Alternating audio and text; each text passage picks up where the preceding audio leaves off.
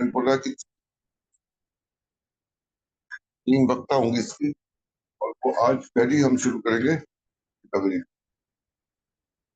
पहले की बात बात बात आउटसाइड पे सिद्ध कर रहा है हमें, और स्पष्टता से कर रहे हैं कि ए में ये पारंपरिक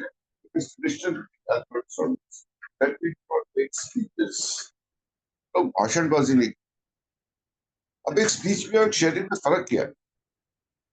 एक शेयरिंग में मैं अपने अनुभव, अपने अंदर के जो मेरे जज्बात हैं, फीलिंग्स है, मेरे जो एक्सपीरियंस है वो शेयर करता हूँ। और एक भाषण जो होता है, एक उसमें एक औपचारिकता होती है, एक फॉर्मेलिटी होती है, जिसमें मैं शब्दों का चयन बड़े ध्यान से करता हूँ, अपने ऑडियंस को पहचानने की कोशिश करता हूँ, और उसके बाद अपने प्रस्ताव रखता हूँ क्या नहीं रखता हूँ, और तब बताता हूँ क्या बोलता है। If there is some kind of formal approach in us, कहना हम ए में ऐसा नहीं, पारंपरिक बात, we just talk about our own experiences and about the experiences of those around us. मैं सिर्फ अपने जो अनुभव है, मेरे तजुर्बे है, मेरे जो एक्सपीरियंस है, उनके बारे में बात करते हैं, और उन लोगों के एक्सपीरियंस के बारे में जो हमारे पास है। भाई आज मेरे को अगर सुनील भाई फॉर एग्जांपल मुझे अपना कोई एक्सपीरियंस सुनाते हैं, तो वो मेरा एक्सपीरियंस नहीं बन जाता है, वो मेरा भी एक्सपीरियंस बन जाता है। मैं बिना उनका नाम लिए उस एक्सपीरियंस को कहीं और भी कोट कर सकता हूँ। अगर उस एक्सपीरियंस से, उनके एक्सपीरियंस से किसी और अन्य शराबी को आइडेंटिफिकेशन मिलती हो, तो मैं उसको साझा कर सकता हूँ। डब्ल्यू यही बात यहाँ पे कर रहा है, तो उस पर टॉक होगी किसी भी विषय पर, और एल्कोहलिक्स एनोनिमस से सारी जो शेयरिंग्स होती है, जो टॉक्स होती है, उसमें हम केवल सीमित करते हैं अपने और अपने साथियों के experience. And my talk will be no exception. तो यहाँ स्पष्ट कर रहा है कि उसकी टॉक रिकवरी पे, सर्विस उसमें कोई दिक्कत नहीं होगा, कोई एक्सेप्शन नहीं होगा, ऐसे ही रहेगी, केवल एक्सपीरियंस ही। अब देखो यहाँ पे शुरू करने से पहले बता दूं, यहाँ पे ये जो बिल डब्ल्यू रिकवरी की स्टोरी सुना रहा है, यहाँ पे एक्सपीरियंस बता रहा है पूरा शुरू से, तो इसमें कोई समय क्रम या क्रोनोलॉजिकल ऑर्डर नहीं, there is no chronological order in his talk. यानी कि कोई समय की एक डेफिनेट प्रवृत्ति नहीं है, यहाँ से शुरू किया, आज से शुरू किया, अतीत पे जाता है, उसके बाद अतीत पे जाके फिर और अतीत पे जाएगा, उसके बाद फिर वापस आ जाएगा आज में लेके, उसके बाद भविष्य की बातें भी करेगा, उसके बाद फिर अतीत पे जाएगा। तो कोई समय समय प्रणाली नहीं है उसकी इस टॉक, इस बात का ध्यान रखना। ये शुरू कहाँ से कर रहा है? ये शुरू कर रहा है अपने रॉक बॉटम से, मिडिल ऑफ दिसंबर ऑफ 1934। तो प्रिसाइज से बात कर रहे हैं सितंबर 1934 की, जब ये टाउन हॉस्पिटल में दूसरी या तीसरी दफे भर्ती हुआ था, और अपने rock bottom, summer of 1934। About the middle of the summer of 1934, तो देखो 1934 का समर अगर ग्रीष्मकाल बोले हम न्यूयॉर्क में, वो शुरू होता है लेट्स से अबाउट मई जून जुलाई जून से, और उसके बाद नवंबर दिसंबर में आते आते शीतकाल आ जाता है, विंटर आ जाती है। तो what will the middle of summer be? Around September. Is talking about September 1934। I lay in Charles B. Town Hospital. So, Sumesh, now we've got this is the Charles B. Town Hospital, New York, Central Park West. I had been there before. That's but only so say. I had met here old Dr. Silver. He had thought at one point of time that I might become. शुरू शुरू में एक आशा की किरण दिखी थी doctor silver, शायद शराबी है, शराबी, पर कई शराबियों के साथ उसने काम किया हुआ था पहले डॉक्टर सिल्वर ने, और वो सोच रहा था कि अपने मेहनत से, कुछ दवाइयों से, कुछ काउंसलिंग से बिल्डअप सकता है। उसकी शुरुआती जो थे ख्याल थे, but I had gone steadily down. W down ही ले गया, उसका पता नहीं होता. And now I lay upstairs in the hospital. Going for the first time, I was utterly hopeless. करके कमरे में था टाउन हॉस्पिटल में, और उसको ये एहसास हो गया था कि अब कोई आशा नहीं, होपलेस है, कोई आशा नहीं रही, बचने का कोई संभावना नहीं. This was downstairs.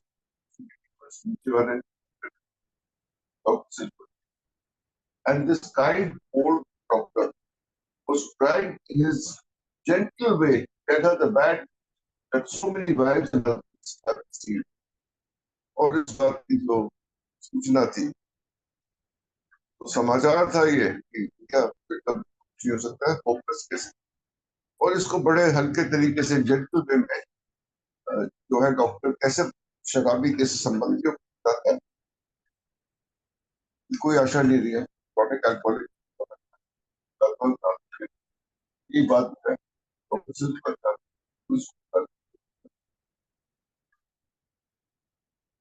बड़ी नरमी के साथ. ये खबर ही थी. He was trying to tell her what was wrong with him. That was hopeless. Was को यहाँ पे टेरिस पे लिखा गया. तो ये अतीत की बात है, अब मैं होपलेस नहीं हूँ, उस टाइम था होपलेस. डॉक्टर से पूछता स्पष्टता से क्या दिक्कत है, बीमारी के बारे में, लेकिन वो इसके mood. But Will has a tremendous amount of willpower. Doctor साहब आप समझते नहीं हो, बिल्कुल बड़ी जबरदस्त इच्छा है. You never saw such an obstinate man when he set his heart on something. बड़ा गीट आदमी है, obstinate है, गीट है. एक बारी किसी काम में उसको दूसरे के काम करना है तो करके रहे.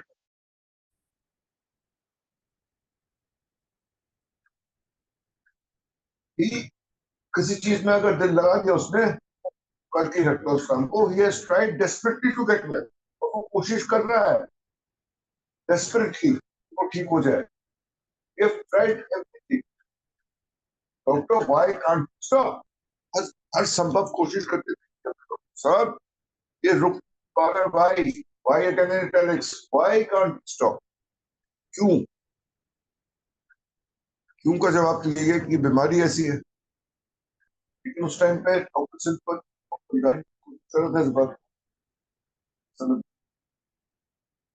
this gentle man explained that what's a habit.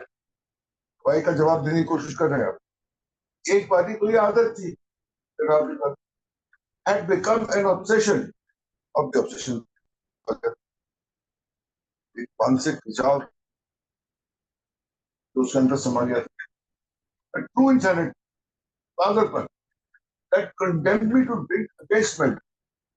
पीने पे मजबूर कर रहा था, ना चाहते हुए भी.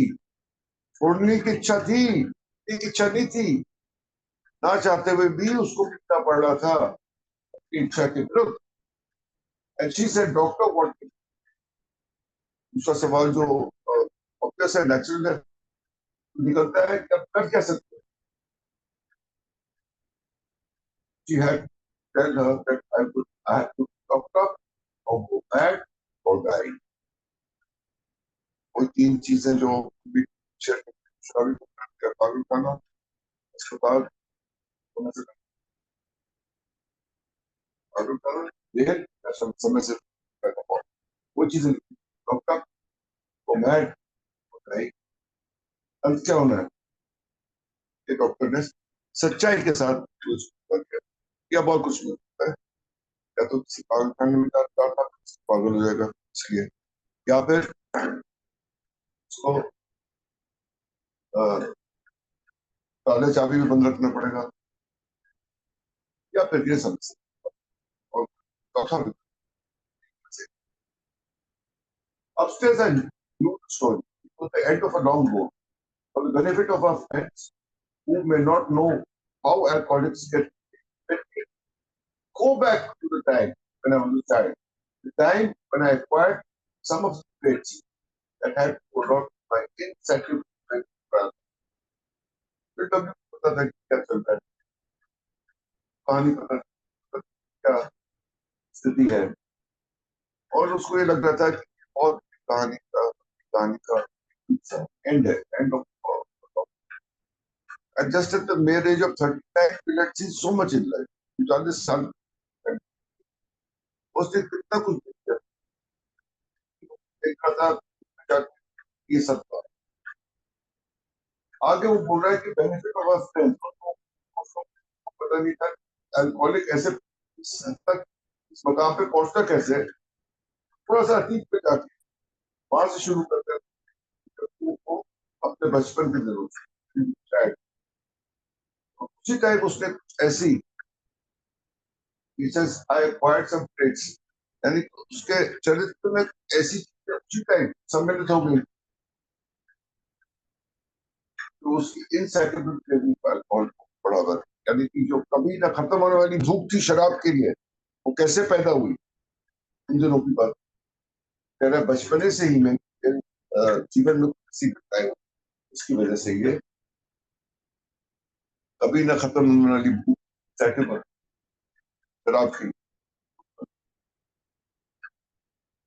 जाते हुए अपने बचपने की बात कह रहा है कि I was bought up in a little Yankee town, और छोटा सा ईस्ट शहर था. शहर का गांव बोलेंगे इसको, इसमें सिर्फ 50 घर. I was born under the shadow of a mountain there और माउंट एलियस. विराट पहाड़ था गाँव, और उसकी छाया में ही ये छोटा सा गांव था इनका, और वहीं ये पैदा हुआ बिल्डब्ल्यू माउंट एलियस और विराट पहाड़.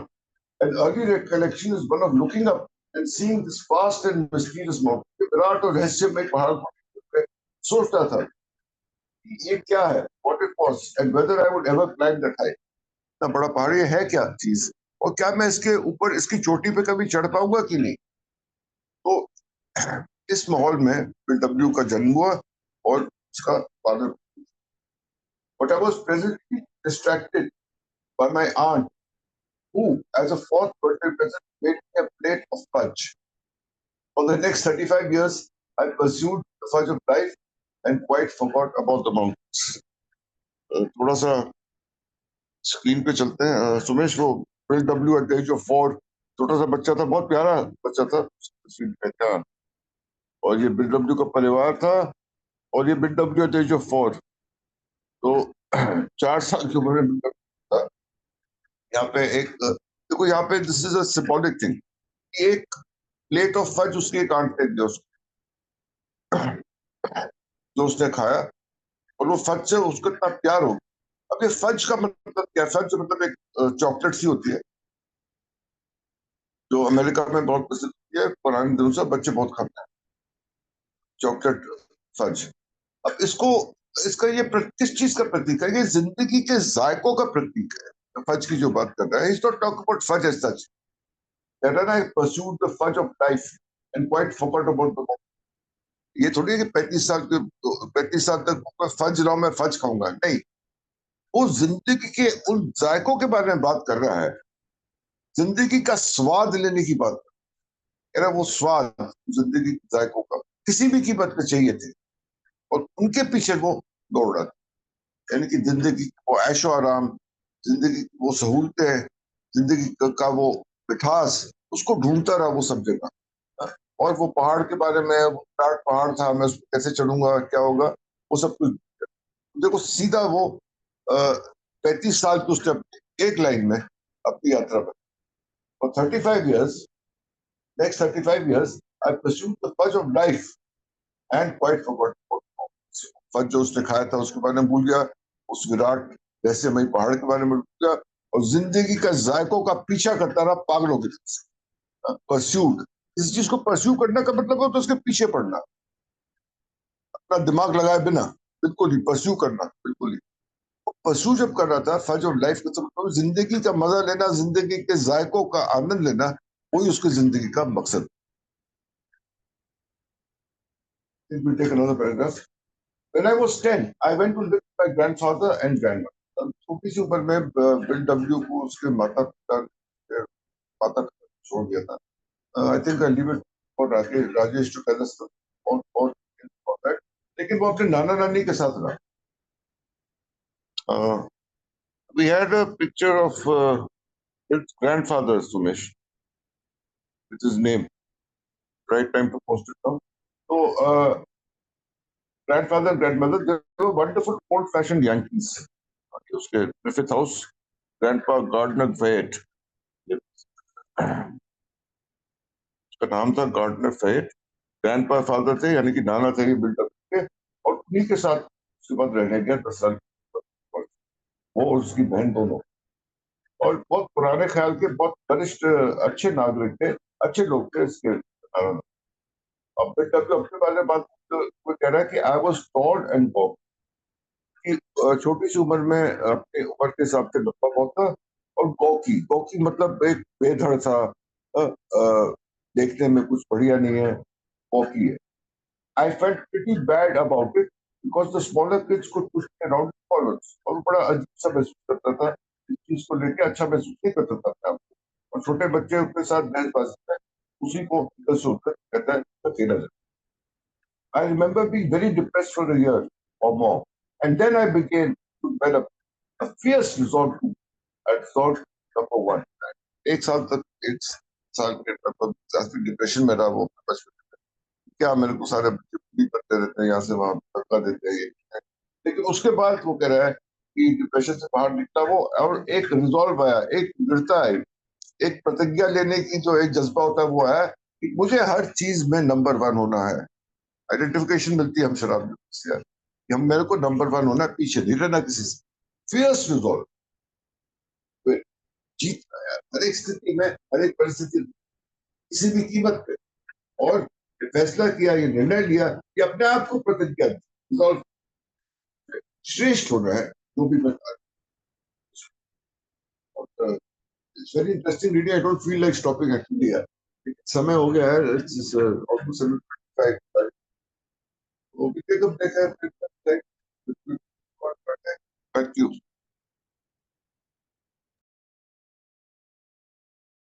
थैंक यू अतुल जी, बहुत बहुत धन्यवाद। Rajesh ji please, Rajesh sir please आ जाएं। जी धन्यवाद प्रेम जी सर्विस के लिए। मेरा नाम राजेश है, मैं एक शराबी हूँ। परमात्मा की कृपा आज नहीं पी है। थैंक यू अतुल जी। थोड़ा आवाज तो मेरे को कट के आ रही थी क्योंकि मेरे नेटवर्क में थोड़ा इश्यू है, तो मेरे को ये लगा कि वो थोड़ी थोड़ी कट के आ रही थी, लेकिन फिर भी पूरे पूरे का पूरा भाव व्यक्त हुआ भाई साहब। और थैंक यू सुमेश भाई। अब बिल डब्ल्यू को इस तरीके से पढ़ ही नहीं सकते हैं, हिस्ट्री के तरीके से बिल को पढ़ना बहुत मुश्किल काम है भाई साहब, बहुत मुश्किल काम है। क्योंकि जैसे जैसे आगे बढ़ जाते हैं कंफ्यूज और हो जाते हैं, बिल का नहीं पता भाई साहब किस लाइन पे कहां वो ले जाए। अब ये लास्ट वाली बात कर रहा है और डेट दे दी इसने समर 1938 34 की, सॉरी। अब समर 34 की, समर 34 मतलब मई जून जो भी लेते होंगे महीना 1934 की समर बोल दिया 1934। और घटना ये लास्ट जब 11 दिसंबर 1934 को वो एडमिट हुआ है ना हॉस्पिटल में, उस टाइम क्या है ये जो विवाद हुआ है, खासकर विवाद सिल्कवर्थ और लुइस के बीच में जो हुआ है। पहली बार बीडब्ल्यू एडमिट हुआ था 1933, और बिल्कुल लास्ट में, मतलब नवंबर भी हो सकता है, दिसंबर भी हो सकता है, क्योंकि बिल ने कभी अक्टूबर लिख दिया, कभी सितंबर लिख दिया है, अगर उनकी डेटें देख तो बहुत आगे पीछे। और फिर जुलाई में सेकंड टाइम बीडब्ल्यू जुलाई 1934 में सेकंड टाइम टाउन हॉस्पिटल में एडमिट हुआ। फिर सितंबर के इर्द गिर्द एडमिट हुआ है तीसरे टाइम। और चौथी टाइम बीडब्ल्यू 11 दिसंबर 1934 को एडमिट हुआ था, और उसके बाद बिल ने कभी भी शराब नहीं पी। अब एक घटना दो तरीके से है, ये जो बीच का पोर्शन है ये बिल ने देखो अट्रैक्टिव बनाना है किसी चीज को, या फिर बहुत स्ट्रॉन्ग मैसेज देना है। बिल ने जो भी लिखा है ना, वो हम लोगों को एक मैसेज को बहुत स्ट्रॉन्ग बनाने के लिए लिखा है। उसने बिल की जितनी भी राइटिंग आप पढ़ोगे, एक भी शब्द बिना मैसेज के नहीं जाने दे। जाने देता हूँ। अब हिस्ट्री में अगर जिक्र करेंगे तो फिर वो डेटें भी आगे पीछे हो जाएगी और चीजें भी आगे पीछे हो जाएगी, इसलिए वो 4 बार जो एडमिट हुआ वो मैंने चारों बारों का जिक्र कर दिया।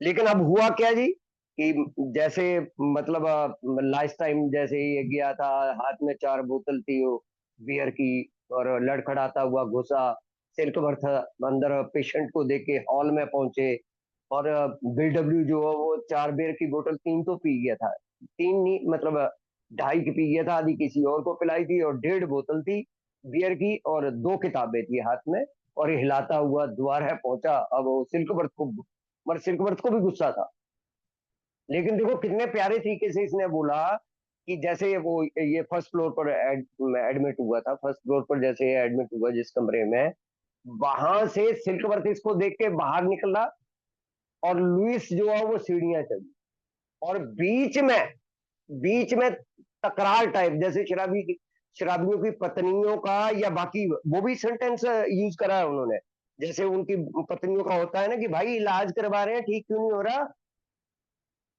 भैया, ये तो अब जैसे जैसे ही सिल्कवर्थ के मुंह से निकला कि ये भाई साहब अटरली होपलेस केस है, अटरली होपलेस, क्योंकि सिल्कवर्थ को लगता था ये ठीक होगा बिल, और बिल दोबारा पी पा के पहुंच जाता था।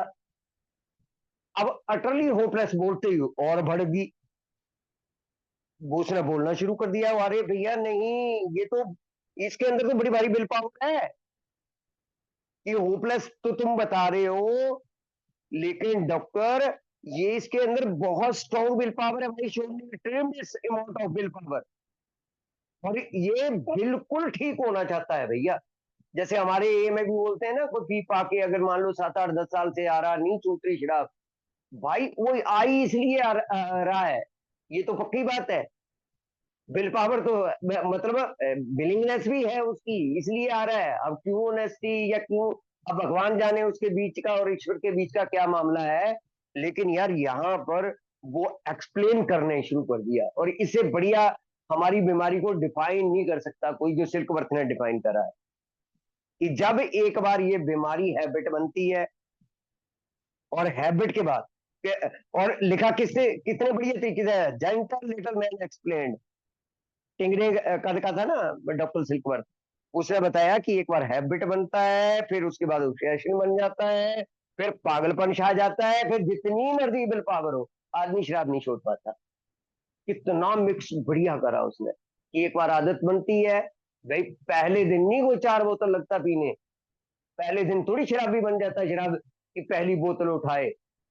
मैं अपना बोलूं तो मेरा 10 साल का पीरियड है यार, जिसमें मुझे ही पता नहीं लगा कि मैं अल्कोहलिक हूँ, और हो सकता है कि मैंने 10 साल शाम शाम को पी हो, ये भी पॉसिबिलिटी है। अब ध्यान है नहीं चीजों का, स्टोरी तो कहानी सी तो मैं भी बना देता हूँ, लेकिन इतना ध्यान नहीं है कि उस पीरियड में, लेकिन मुझे नहीं है ध्यान कि इस प्रकार से करा होगा हैबिट और ऑब्सेशन और इनसैनिटी, और उसके बाद कितने बेहतरीन तरीके से उन्होंने बोला, फिर नहीं, फिर कितनी भी विल पावर हो आदमी कि वो छोड़ नहीं पाता। As will sees it, page number 283। और इस घटना का अगर प्रॉपर जिक्र किसी ने पढ़ना हो तो ये पन्ने हैं पासेटॉन 116 से लेके और 120 तक के, फिर वो पता लग जाता है कि किस प्रकार से। अब बीडब्ल्यू एकदम, अब उन्होंने डिप्रेस का भी जिक्र कर दिया कि भाई साहब एकदम वो, और बचपन की यादों में चले गए, बचपन की, जैसे सोचने लगता है ना आदमी की जाने वाला तो है ही। और ये बातें उन्होंने लास्ट में बोली थी डॉक्टर सिल्कवर्थ ने कि भैया अब होगा क्या, पेशेंट के साथ जाने वाला आदमी तो पूछेगा ना, पैसे नहीं है। बेसिकली प्रॉब्लम क्या है कि लुइस के लिए जो चिट्ठी छोड़ के आया ना ग्रोसरी स्टोर से, जहां पर वो धार ली है बियर, वहां पर एक चिट्ठी सी छोड़ के आया, पैसे नहीं है भाई। और इनके जीजा लियोनार्ड वी स्ट्रॉन्ग और इनकी माँ वो एमिली गिरफ्त, उन्होंने उन्होंने दोनों ने बोल दिया था 3 बार इलाज करवाने, महंगा इलाज था यार, $300 पर वीक, कहाँ से देगा आदमी। अगर आज वो पैसों में एक बार हम कन्वर्ट कर रहे थे इसी मीटिंग में, 100 करोड़ से ऊपर आजकल पैसे की अगर वैल्यूएशन करी है, 100 करोड़ से ऊपर। एक मतलब महीने का $1200 हुआ तो $1200 को कन्वर्ट कर लेना जी, 1934 से लेके और अब तक पैसे की जिस तरीके से वैल्यूएशन हुई है, तो देख लेना 100 करोड़ रुपए से ऊपर खर्चा। कौन करवाएगा इलाज? तो उन्होंने मना कर दिया था। अब पैसे है नहीं, अब उसने बोला करूं क्या? तब उसके मुंह से सेंटेंस निकला, लॉक्ड, मैड, डाई। जो बोलते हैं हम जेल, पागल खाना, और समय से पहले मौत। भैया नहीं नजर आ रहा, अटरली होपलेस है। अब यहाँ पर वो बचपन का देखो, कैसे यार, कैसे लिख सकता है कोई आदमी इस तरीके से कि जैसे बड़े बड़े होते हैं ना, बड़े बड़े कहानीकार, खासकर जैसे मुंशी प्रेमचंद को हम पढ़ते थे, कि किस तरीके से उनसे भी ज्यादा स्किल है बिल का, मेरे को नजर आता है। कि जैसे वो अब अपने बचपन में चले गए। अब बचपन में क्या गए कि वहां पर, हालांकि ये पैदा हुए थे, इनकी दादी थी हेलन विल्सन, वो बार चलाती थी। बिल साहब की जो दादी थी वो हेलन विल्सन बार चलाती थी, और उसके पिछले कमरे में पैदा हुए थे बिल साहब। और वो था ही ऐसा ना, बड़ी ऊंची ऊंची सी चट्टाने। अब भाई साहब चौथे जन्मदिन का तो ये याद करा इन्होंने, केक देगी आंटी, मतलब आंटी को केक बना के ले आई। लेकिन उससे पिछली जो बात करी है, इसका मतलब 3 साल का, 3 साल का बच्चा खिड़की में से झांक कर बाहर माउंटेन को देख रहा है, और सोच रहा है एक दिन मैं चढ़ूंगा नंबर 1 बनने की जो ललक दिमाग में होती है। कह रहा बाद में नहीं आई, ये 3 साल, 2.5 साल, पता नहीं अब कितना, चौथा साल का तो अगली लाइन में जिक्र करा है। मगर 3 साल की भी मेमोरी की बात करी है बिल ने, कि एक इतने छोटे बच्चे में ये ललक की, ये जो विराट, क्या जबरदस्त लाइन यूज करी अतुल जी ने, विराट पहाड़, कि इन पहाड़ों पे किसी दिन मैं चढ़ूंगा। अभी देखो ये ऑब्सेशन, फिर ये ऑब्सेशन कब शिफ्ट हुआ? जब उनकी चाची जो है वो, या वो जो भी हार्ट, मेरे को नहीं पता कौन लेके आई थी, वो एक केक बना के लाई जन्मदिन पे। अब भाई साहब केक ही केक, केक ही केक, केक ही केक, ये होता था हम लोगों के साथ, ऑब्सेशन बन जाता था किसी का। आज अगर जलेबी समोसे कहीं के अच्छे लगने शुरू हो जाए, तो जलेबी समोसे का ऑब्सेशन तभी जाएगा जब कोई अगली चीज हमारे जीवन में बढ़िया आएगी। ऑब्सेशन शिफ्ट हो रहा है। फिर ऑब्सेशन शिफ्ट किस पे चला गया? माउंटेन पे चढ़ने का ऑब्सेशन शिफ्ट हुआ, उसमें वो फज वाले केक में, उसमें चला गया वो चॉकलेट। लेकिन कह रहा 35 साल अगले क्या हुआ भाई साहब, जब शराब जीवन में आई, ये क्यों नहीं शिफ्ट हो पाई? भाई जब अल्कोहल जीवन में आई, ये क्यों नहीं शिफ्ट हुई? सारी चीजें, हाँ, अपने जीवन में भी देख लेना, कोई भी अल्कोहलिक अपने जीवन में अगर जाके देखे, हर तरीके से शिफ्ट होता चला जाता है यार, खाने का हो, खेलने का हो, बाकी चीजें हो, अगली चीज बढ़िया मिली, पिछली भूलते चले गए, या पिछला पिछला पीछे रह गया, आगे फिर बढ़े, आगे फिर हमारे ऑब्सेशन शिफ्ट होते हैं। नंबर 1 बनने की तो होती है दिमाग में, लेकिन वो, लेकिन जब शराब जीवन में आई, तो अगले उन्होंने 35 साल का बोल दिया कि भैया वो लाइफ भज बन गई। वो जो होच पोच हुआ ना, जो मिक्सर हुआ ना लाइफ का, उसका उसका उन्होंने जिक्र करा कि किस प्रकार से जो तबाही हुई। अब as will see it, page number 100 है, एक मिनट मैं निकालता हूँ। As will see it page number 100 है, लेकिन पहली वो एज विल सी इट जो पढ़ा, उसका थोड़ा सा जो है, as will see it page number 283, as will see it पहले पेज नंबर 283। अब मैं इसलिए इसको पढ़ रहा हूँ कि ये नहीं कि इसको मैं रिपीट करने जा रहा हूँ। ये बिल ने पहले ये बिल के ही इन्होंने 2 पैराग्राफ 3 जो उठाए हैं वो उठाए हैं, लेकिन नीचे जो जवाब दिया है वो मैं पढ़ रहा हूँ। In the late of stage of drinking the bill of resist has felt flat. क्या जबरदस्त बात है यार। जब वो अच्छा, ये 25 4 का दैनिक चिंतन भी अगर हिंदी में किसी ने पढ़ना हो, तो मैंने हिंदी मिला के भी पढ़ सकता है। 25 4 का दैनिक चिंतन, कि शराब पीने की अंतिम अवस्था में, आखिरी अवस्था में अवरोध करने की ताकत चली जाती है, इच्छा चली जाती है, अवरोध ही नहीं कर पाते। जब वो अंतिम टाइम आता है, रेसिस्ट ही नहीं कर पाता आदमी। Yet, when we admit complete defeat and when we become entirely ready to try a principle, our obsession leave us and we enter a new dimension, freedom under God as we understood it. अब तरीका भी बता दिया, बाकी चीजें बता दी। ये जो बिल रेसिस्ट नहीं कर पाते थे, वो कह रहा जब कंप्लीट डिफीट, फर्स्ट स्टेप की बात कर रहा, जब वो पूर्णतः हार, जब हाथ खड़े हो गए, होपलेस कंडीशन को समझ लिया, एंटायरली रेडी हो गए, अंदर से तैयारी आ गई कि इन प्रिंसिपल को भैया ये 12 कदम करने पड़ेंगे, फिर वो ऑब्सेशन हमें छोड़ देता है, और हम एक नया जीवन के आयाम में, जो अब ईश्वर की कृपा के अंदर जो है, वो फ्रीडम में चले जाते हैं, फ्रीडम फ्रॉम शराब और फ्रीडम फ्रॉम सेल्फ। की बात करी है। अब नीचे जो दैनिक चिंतन को रिफ्लेक्ट कर रहा है 25/4 के दैनिक चिंतन को, उसमें उन्होंने बोला है कि मैं उन भाग्यशाली लोगों में से हूँ, जिस भी भाई ने इसको रिफ्लेक्ट करा है, जिसने जीवन में या प्रभावशाली बदलाव आया, जिसके जीवन में जिनके जीवन में प्रभावशाली बदलाव आया। और जल्दी जल्दी पढ़ना होता है तो थोड़ा सेंटेंस भैया आगे पीछे हो जाते हैं। जब मैं अकेला और निराश होकर एक ही दरवाजे के अंदर आया तब मैं इतना पिट चुका था, जो कुछ सुनता था उस पर विश्वास करने का इच्छुक हो गया। एक बात जो मैंने सुनी वह ये थी कि हो सकता है कि तुम्हारा आखिरी हैंगओवर हो या फिर तुम चक्कर काटते रहो। अब ये दोनों चीजें हमें देखने को मिल जाती हैं कि या हो सकता है कि आज का दिन अगर तूने कंप्लीट डिफीट और ये ऊपर वाले सेंटेंस पढ़ लिए तो ठीक है, नहीं तो फिर भैया चक्कर काटते काटते रहो। जिस आदमी ने यह बात कही थी वो निश्चित ही मुझसे बेहतर स्थिति में था। हार स्वीकार करने का विचार मुझे पसंद आया। तब से मैं मुक्त हूँ। जो मेरे मन को कभी भी सुनाई नहीं दिया वह मेरे दिल ने सुना। शराब के सामने शक्तिहीन होना कोई बड़ी बात नहीं है। मैं मुक्त हूँ और मैं कृतज्ञ हूँ। कितने बढ़िया तरीके से, पर कई रिफ्लेक्शन दिल की बात कर दी होती है बंदे ने, तो बड़े बड़े सेंटेंस नहीं डाले होते, और दिल की बात करके उन्होंने ये 2 paragraph as will sees it page number 283 और पेज नंबर 100 पर भी जाके आप पढ़ोगे तब भी बिल ने सेल्फ इंडल्जमेंट की बात करी है। जवाब बिल ने दिए हैं ना। अगर ये इसको मान लो एज विल सीज इट कैसे लिखी है कि एक चीज प्रॉब्लम डिस्कस करी है तो उसका सोल्यूशन भी बताने की कोशिश करी है या मिडिल वे लेने की कोशिश करी। एज विल सीज इट जो ये किताब है। धन्यवाद जी, thank you so much. Thank you sir.